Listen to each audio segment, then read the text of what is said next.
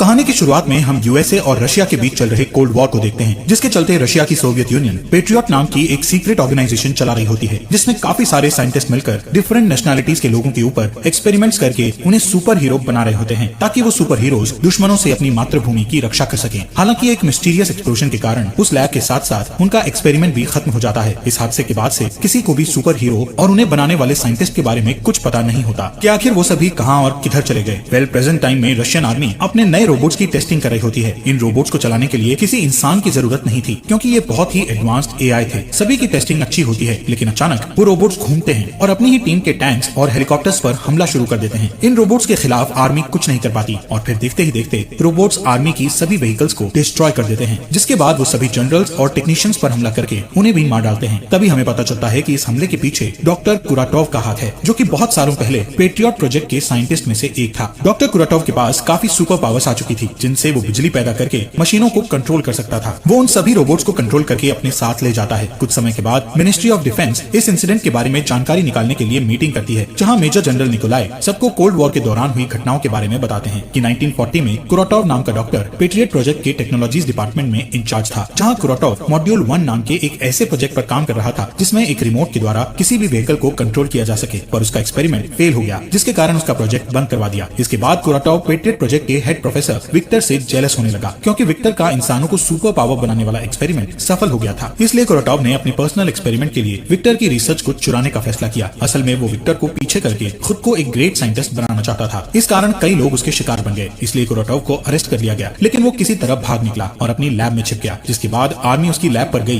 लेकिन कुराटोव ने उस जगह पर बॉम्ब लगा दिए थे, जिससे लैब में एक बड़ा एक्सप्लोजन हुआ और सभी लोग मारे गए। तब आर्मी जनरल्स को लगा कि कुराटोव मर चुका है, लेकिन कुराटोव बच गया था और इस एक्सप्लोजन से निकले केमिकल्स ने उसके शरीर को मॉड्यूल 1 एक्सपेरिमेंट में बदल दिया था। इसके बाद निकोलाई कहते हैं कि अब उसे हराने के लिए हमें उसके द्वारा बनाए गए सुपर हीरोज को खोजना होगा। इसी दौरान हम कुराटोव को आर्मी के गोदामों से उनके सभी व्हीकल्स और रिसोर्सेज को चुराते हुए देखते हैं। यहाँ मीटिंग के बाद ministry of defence patriot organisation को दोबारा ओपन करने का फैसला लेती है, जिसका चार्ज मेजर एलिना को दिया जाता है। एलिना अपनी टीम को ढूंढने का कहती है और इस मिशन का नाम द गार्डियंस रखा जाता है। अब जैसे ही उन्हें सुपर पावर्स की थोड़ी इन्फॉर्मेशन मिलती है, वो उनकी खोज में निकल जाते हैं, जहाँ सबसे पहले वो अर्मेनिया के एक हिडन टेम्पल में लेयर नाम के सुपर हीरो को ढूंढ निकालते हैं, जो कि यहाँ सन्यासी बनकर अपनी पुरानी जिंदगी को भुलाने की कोशिश कर रहा था। एलेना उससे पेट्रियट प्रोजेक्ट के बारे में बात करती है। तब लेयर अपनी पावर्स को दिखाते हुए पत्थरों को हवा में उठा लेता है और एलेना से कहता है कि मैं उस प्रोजेक्ट के साथ काम नहीं करना चाहता। लेकिन जब एलेना उसे बताती है कि कुराटोव जिंदा है, तो लेयर उनके प्रोजेक्ट में काम करने के लिए मान जाता है, क्योंकि लेयर को कुराटोव से बदला लेना है। इसके बाद वो ईस्ट कजाकिस्तान के लिए निकल जाते हैं, जहाँ हम खान नाम के दूसरे सुपर हीरो को देखते हैं। जब एजेंट्स हथियारों से भरी गाड़ियों के साथ उनके पास जाते हैं, तब खान अपनी पावर से बहुत तेजी से मूव करता है और सभी को तलवार से मार डालता है। तभी खान लेयर को देखकर रुक जाता है, जहाँ लेयर उसे भी कुराटोव से बदला लेने के लिए अपने साथ आने को कहता है। इसके बाद वो नॉर्दर्न साइबेरिया जाते हैं, जहाँ आर्सूस नाम का तीसरा सुपर हीरो जंगल में रह रहा था। आर्सूस जैसे ही कुछ सोल्जर्स को देखता है, तो वो एक जानवर में बदल जाता है, उन सभी को फेंकने लगता है। तभी इसकी नजर लेयर और खान पर जाती है। आर्सूस भी बदला लेना चाहता है, इसलिए वो भी उनके साथ शामिल हो जाता है। अब वो लास्ट सुपर हीरो को ढूंढने के लिए मॉस्को जाते हैं, जहाँ जीनिया एक फेमस परफॉर्मर बन गई है और वो अपनी पावर्स का यूज पूल में परफॉर्म करने के लिए करती है, क्योंकि जीनिया पानी में इनविजिबल हो जाती है। शाम को एक शो के बाद जीनिया खान को अपने ड्रेसिंग रूम में देखकर उस पर हमला कर देती है। तब खान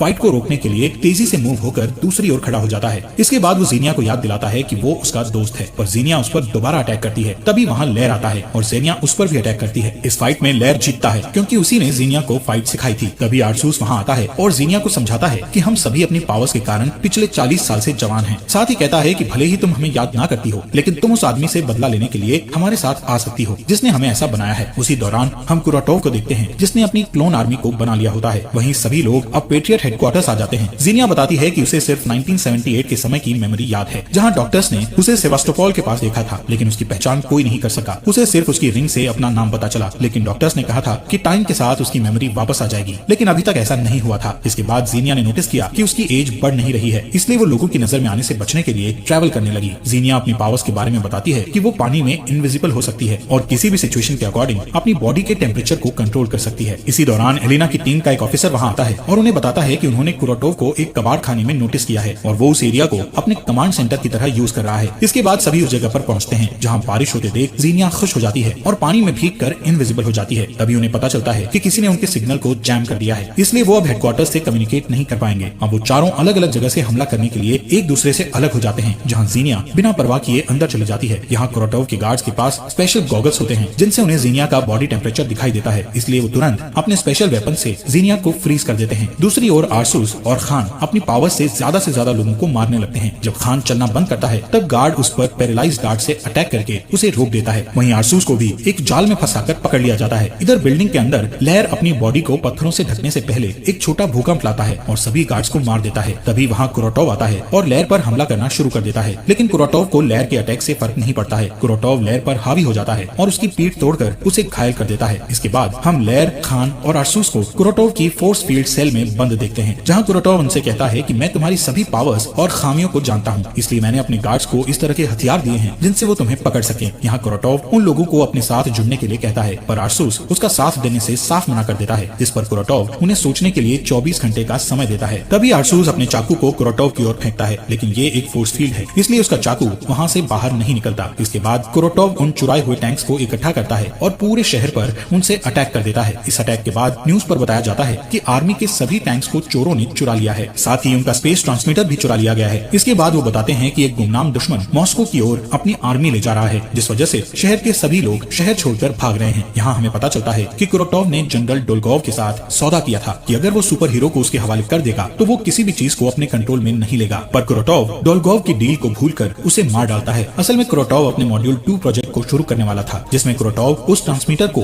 ओस्टेंकिनो टावर और फेडरेशन टावर से जोड़कर रशियन सैटेलाइट को सिग्नल भेजेगा और इस सिग्नल के जाते ही वो सभी सैटेलाइट्स को अपने कंट्रोल में ले लेगा, जिससे धरती पर मौजूद सभी चीजें उसके कंट्रोल में आ जाएंगी। इस बीच एलेना लेयर को वापस हेडक्वार्टर ले जाती है। जब लेयर ठीक हो जाता है तब एलेना को बताता है कि मैं जब बेहोश था तब मैं अपनी बेटी को देख रहा था। लेयर बहुत दुखी होकर बताता है कि मैंने अपनी बेटी को बूढ़ा होते हुए और उसे अपनी नजरों के सामने मरते हुए देखा है। असल में लेयर के पास सुपर पावर होने से उसकी उम्र नहीं बढ़ रही थी, जिस कारण अब वो बहुत दुखी हो चुका था। इसके बाद एलेना से मिलने कुरोटोव का पुराना लैब पार्टनर विक्टर आता है। विक्टर बताता है कि वो इतने सालों से छुपा हुआ था, पर जब उसने न्यूज पर कुरोटोव को देखा तो वो वहाँ आ गया, क्योंकि उन लोगों को कुरोटोव को रोकने के लिए विक्टर की हेल्प जरूर पड़ेगी। यहाँ विक्टर तुरंत लेयर को ठीक करने का काम शुरू करता है। साथ ही एलेना को कुरोटोव की सीक्रेट लैब का पता बताकर बाकी के सुपर हीरोज को बचाने का कहता है। इसके बाद एलेना की टीम उस लैब के अंदर घुसकर सभी गार्ड्स को मार देती है और गार्डियंस को आजाद कर देती है। तब खान कुछ कहे बिना वहाँ से चला जाता है। वहीं कुरोटोव उन दोनों टावर्स को शहर से ले जा रहा होता है। इधर एलेना आरसूस से बात करती है। तब आरसूस बताता है कि वो जीनिया के लिए परेशान है, क्योंकि कई सालों बाद वो जीनिया से मिला, लेकिन जीनिया को कुछ भी याद नहीं है, इसलिए उसने जीनिया से दूरी बनाने का फैसला लिया है। इसके अलावा आरसूस अपनी बॉडी के चेंजेस से परेशान होकर कहता है कि वो हर दिन जंगली जानवर बनता है, इसलिए उसे डर है कि कहीं वो हमेशा के लिए जानवर ना बन जाए, जिस पर एलेना उससे वादा करती है कि वो कभी ऐसा नहीं होने देगी और शायद विक्टर उसका इलाज ढूंढ सकता है। इधर विक्टर कुरोटोव की सीक्रेट लैब में उसके क्लोन्स पर स्टडी कर रहा था, जिस दौरान कुरोटोव वहाँ आता है और विक्टर पर धोखा देने का आरोप लगाते हुए कहता है कि तुमने अकेले काम करके सुपर हीरोज के रिजल्ट को निकालकर मेरे साथ गलत किया। इसके बाद कुरोटोव कसम खाता है कि वो पूरी दुनिया को बताएगा कि असली जीनियस कौन है। ये कहकर वो एक जहरीली गैस लैब में छोड़ देता है, जिससे विक्टर की डेथ हो जाती है। बाद में कुरोटोव दोनों टावर्स को जोड़कर स्पेस ट्रांसमीटर को सेट करता है। अब जैसे ही वो पावरफुल मशीन को एक्टिव करता है तब पेट्रियट सिस्टम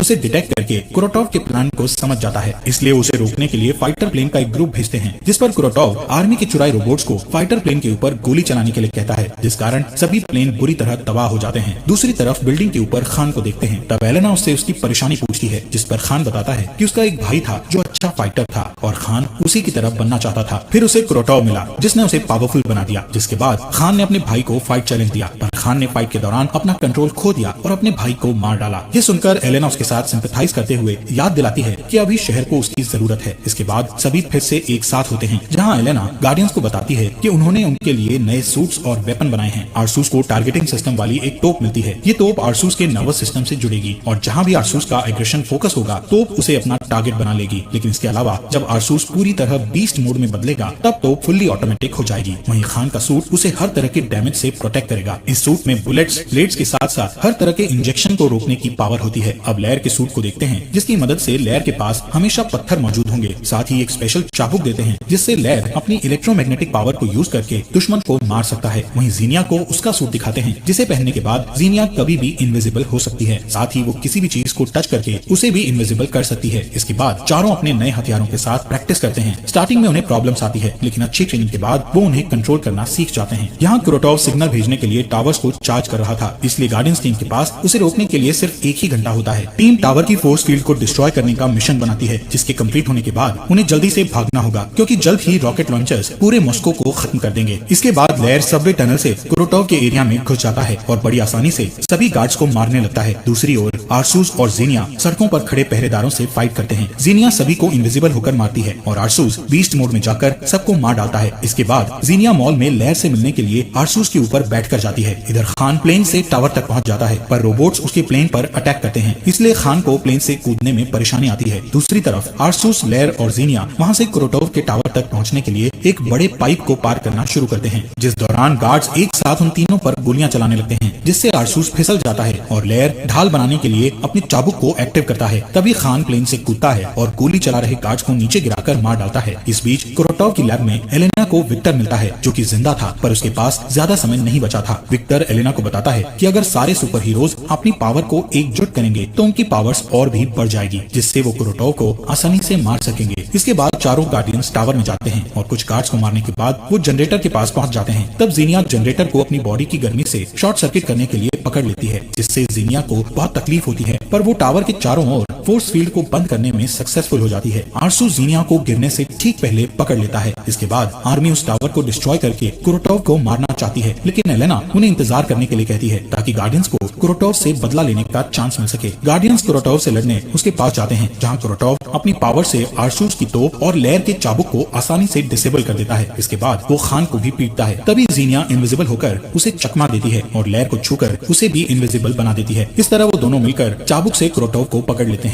तब खान उसे ब्लेड से मारने की कोशिश करता है, लेकिन कुरोटोव बहुत स्ट्रॉन्ग था, इसलिए वो खुद को शॉक वेव से फ्री करके तीनों गार्डियंस को पीछे धकेल देता है। तभी आरसूस बीस्ट मोड में उठकर कुरोटोव पर अटैक करता है, लेकिन कुरोटोव उसे भी मारकर घायल कर देता है। इसी दौरान आर्मी उस जगह को ब्लास्ट करने के लिए मिसाइल्स लॉन्च करने का ऑर्डर देती है। यहाँ खान एक प्लेन को उड़ते देखकर अपनी ग्रैपल लाइन को उससे जोड़ता है और अपने सभी साथियों को लेकर वहाँ से दूर ले जाने लगता है। तभी कुरोटोव उस प्लेन को कंट्रोल कर लेता है, इसलिए खान को लाइन काटनी पड़ती है। इसके बाद सभी एक नदी में गिर जाते हैं। ठीक उसी समय आर्मी मिसाइल लॉन्च करती है, लेकिन वो कुरोटोव तक पहुंच पाती इससे पहले वो उन्हें कंट्रोल करके आसमान में उड़ा देता है। अब कुरोटोव फिर से सैटेलाइट से कांटेक्ट बनाना शुरू करता है। यहाँ एलेना नदी के किनारे गार्डियंस से मिलती है और उन्हें विक्टर की बताई सारी बातें बताती है, इसलिए गार्डियंस जोखिम लेने का फैसला करते हैं और अपनी सारी पावर्स लेयर पर कॉन्सेंट्रेट करते हैं, जिससे एक एनर्जी बनती है और टावर को डिस्ट्रॉय कर देती है, जिससे कुरोटोव की डेथ हो जाती है। इसके बाद हम न्यूज देखते हैं जिसमें बताया जाता है कि शहर को अनजान ताकत से बचा लिया गया है। असल में अभी भी किसी को गार्डियंस के बारे में नहीं बताया गया था। सभी का मानना था कि आर्म्ड फोर्सेस ने शहर को बचाया है। एलेना गार्डियंस को उनकी हेल्प करने के लिए थैंक्स बोलती है। अब जीनिया की मेमोरी भी वापस आ चुकी थी और वो फिर से आरसूस के साथ अच्छी लाइफ शुरू करना चाहती थी। सभी गार्डियंस वादा करते हैं कि अगर फिर से कोई बड़ी मुसीबत आती है तो वो वापस आएंगे। उनके जाने से पहले एलेना उन्हें बताती है कि उन्हें बाकी के गार्डियंस मिल गए हैं। कुछ समय बाद आधी रात में दो आदमी एक वैन को रोकते हैं, जिससे एलेना बाहर आती है और उनसे लड़ती है। तब एलेना को एक आदमी से पता चलता है कि उसे फेरम नाम